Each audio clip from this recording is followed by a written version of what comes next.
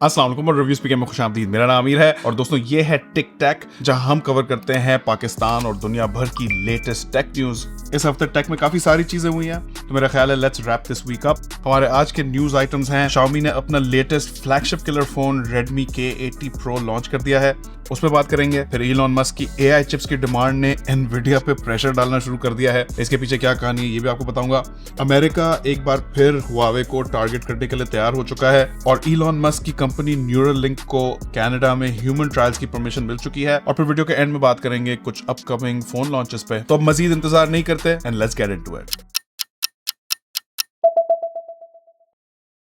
तो दोस्तों हमारा पहला न्यूज आइटम है Xiaomi से रिलेटेड। Xiaomi ने अपना latest flagship killer device Redmi K80 Pro China में लॉन्च कर दिया है। इस वाले में भी Qualcomm का लेटेस्ट Snapdragon 8 Elite चिप है। लॉन्च की स्टार्टिंग प्राइस तकरीबन $500 है, जिसका मतलब है कि this is one of the cheapest phones with the Qualcomm Snapdragon 8 Elite chip. अगर आपको याद हो तो कुछ दिनों पहले ही मैं मलेशिया में था, जहां हमने दुनिया का पहला Snapdragon 8 Elite चिप वाला ग्लोबली लॉन्च्ड फोन देखा, यानी कि Realme GT7 Pro। And it's really good to see कि इस चिप के साथ दूसरे फोन्स भी मार्केट में आ रहे हैं। इसके 80 Pro में एक ड्यूल लूप वेपर चेंबर है to keep the phone cool. इस बार बैटरी भी पहले से बड़ी है, 6000 mAh इंस्टेड ऑफ 5000, और ये चार्ज भी 120 वॉट्स की स्पीड पे होती है, which is very very fast. Phone के आगे एक जबरदस्त OLED पैनल है 120 हर्ट्ज के रिफ्रेश रेट और 12 बिट कलर्स के साथ। बैक पे ट्रिपल कैमरास हैं, 50 मेगापिक्सल का ऑप्टिकली स्टेबलाइज्ड मेन कैमरा है, 32 मेगापिक्सल का अल्ट्रा वाइड कैमरा है और 50 मेगापिक्सल का टेलीफोटो कैमरा है, ऑल्सो ऑप्टिकली स्टेबलाइज्ड। अब दोस्तों ये Xiaomi की Redmi K सीरीज पाकिस्तान में तो Redmi K सीरीज के नाम से नहीं लॉन्च होती, पाकिस्तान में ये Poco F सीरीज के नाम से लॉन्च होती है। और ये वाला फोन आपको प्रोबेबली पाकिस्तान में Poco F70 Pro के नाम से लॉन्च होते हुए दिखेगा, अगर पाकिस्तान में लॉन्च हुआ तो। कोई हमारे पास ऑफिशियल कंफर्मेशन नहीं है कि पाकिस्तान में लॉन्च होगा या नहीं, लेकिन अगर होगा तो Poco F7 Pro के तौर पे होगा। अब आ जाओ हमारे सेकंड न्यूज आइटम पे। और अब ऐसा लगता है कि हमारे रियल लाइफ टोनी स्टार्क यानी कि इलॉन मस्क का नाम न्यूज में हर वक्त रहने लगा है। This time it's about AI, क्योंकि रिपोर्टेडली इलॉन मस्क $9 बिलियन के AI चिप्स खरीदना चाह रहा है। और AI चिप्स की इतनी ज्यादा डिमांड की वजह से एनवीडिया जैसे जायंट के ऊपर भी सप्लाई चेन प्रेशर्स आना शुरू हो गए हैं। It all started with ChatGPT, जिसे OpenAI ने बनाया। और आपको ये बात मालूम होगी कि इलॉन मस्क OpenAI के फाउंडर्स में से एक है और OpenAI का मकसद था कि AI को ओपन सोर्स और नॉट फॉर प्रॉफिट बेसिस पे डेवलप किया जाए। लेकिन आपने देखा कि जब ChatGPT लॉन्च हुआ तो वो पूरी दुनिया में इतना पॉपुलर हो गया कि फिर माइक्रोसॉफ्ट ने OpenAI के अंदर मेजर इन्वेस्टमेंट्स कर ली।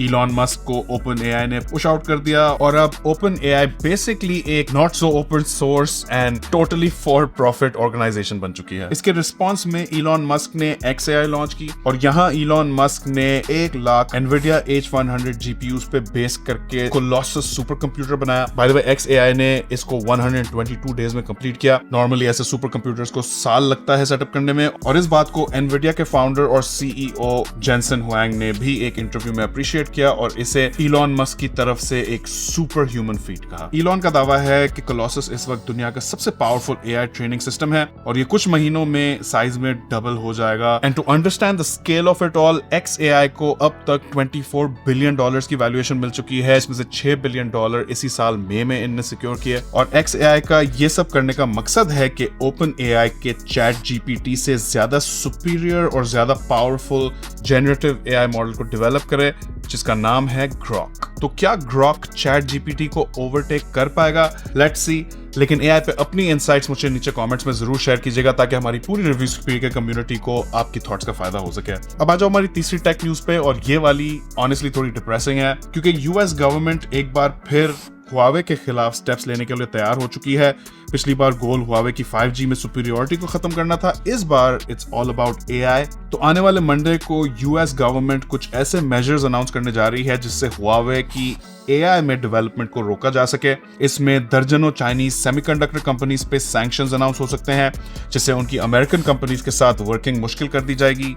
कुछ चिप मैन्युफैक्चरिंग प्लांट्स पे भी पाबंदियां लग सकती हैं, स्पेसिफिकली वो प्लांट्स जिनके हुआवे के साथ लिंक्स हैं। US डिपार्टमेंट ऑफ कॉमर्स में डिस्कशन ये भी जारी है कि चाइना को हाई बैंडविड्थ मेमोरी चिप्स यानी कि HBM चिप्स की सेल रिस्ट्रिक्ट कर दी जाए। चाइना का जो एक्सेस है AI चिप्स, सॉफ्टवेयर, हार्डवेयर की तरफ उसको रिस्ट्रिक्ट कर दिया जाए। जिसका मतलब है कि कोई भी यूएस कंपनीज को स्पेशल लाइसेंसेस चाहिए होंगे उन चाइनीज कंपनीज को सॉफ्टवेयर और हार्डवेयर सप्लाई करने के लिए। तो टेक वॉर्स जोरों शोर से जारी हैं। पहले 5G टेक्नोलॉजी पे थी, अब ये पूरी वॉर AI पे जा चुकी है और मेरा ख्याल है कि ये AI वाली टेक वॉर बहुत लंबा अरसा चलेगी, because AI is the new frontier और यूएस सब कुछ कर रहा है चाइना को किसी तरह रोकने के लिए, बिकॉज चाइना AI में इज नॉट कमिंग स्लो। अब जरा AI से हट के बात करते हैं एक और कटिंग एज टेक्नोलॉजी पे, यानी कि न्यूरलिंक। न्यूरलिंक एक और कंपनी है जो इलॉन मस्क ने ही स्टार्ट की है और इनका फोकस है ब्रेन मशीन इंटरफेसेस या कह लें ब्रेन कंप्यूटर इंटरफेसेस डेवलप करने पे। न्यूरलिंक को जो बनाने का बुनियादी मकसद था वो था कि हमारा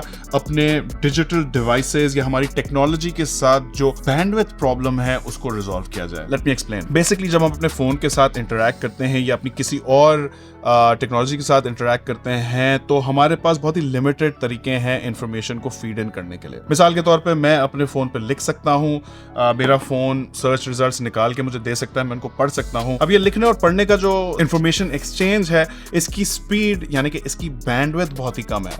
यानी कि मैं कितने वर्ड्स लिख लूंगा, 60 वर्ड्स पर मिनट, 90 वर्ड्स पर मिनट बहुत हो गया, 120 वर्ड्स पर मिनट। और जब वो इंफॉर्मेशन आएगी तो मैं कितनी तेज उस इंफॉर्मेशन को रीड कर लूंगा।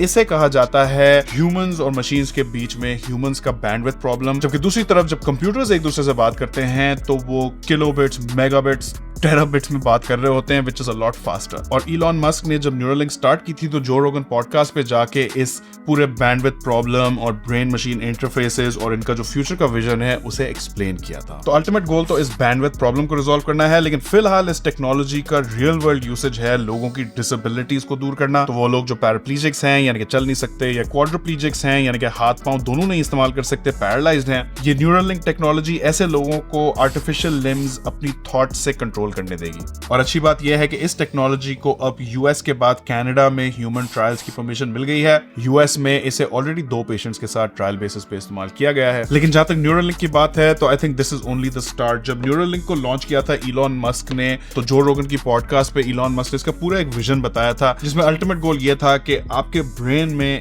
इम्प्लांट्स होंगे जो कि फिर एक डिवाइस के साथ कम्युनिकेट करेंगे और इससे ब्रेन मशीन का जो बैंडविड्थ प्रॉब्लम है वो रिजॉल्व कर दिया जाएगा। तो instead of going to Google जहां आप टाइप करके अपना सर्च लिखेंगे, वहां आप बेसिकली सिर्फ सोचेंगे कि गूगल पे जाके ये सर्च करना है और आपको ऑटोमेटिकली आंसर मिल जाएगा और उससे ये बैंडविड्थ प्रॉब्लम रिजॉल्व हो जाएगा और इवेंचुअली मेरा ख्याल है हम सुपर ह्यूमन इंटेलिजेंस की तरफ चले जाएंगे, जो कि ऑनेस्टली एक बड़ा ही क्या कहें क्रीपी किस्म का आउटकम है। टेक्नोलॉजी वैसे ही काफी क्रीपी होती जा रही है ऑगमेंटेड रियलिटी के साथ, लेकिन let's see where this goes. और इस न्यूरलिंक पे अपनी थॉट्स मुझे नीचे कमेंट्स में जरूर बताएगा। और गाइस अब बात करते हैं कि आने वाले दिनों में कौन से फोन्स लॉन्च होने जा रहे हैं, क्योंकि आप लोग सबसे ज्यादा इंटरेस्टेड हमेशा फोन्स में ही होते हैं। तो सबसे पहले तो है Realme का C75, जो कि सुनने में आ रहा है कि दिसंबर के फर्स्ट हाफ में लॉन्च होगा। इसके हाईलाइटेड फीचर्स हैं Helio G92 Max chipset, 6000 mAh की battery, 45 watt charging, IP69 water resistance, dual speakers और 90 हर्ट्ज का full HD IPS LCD display.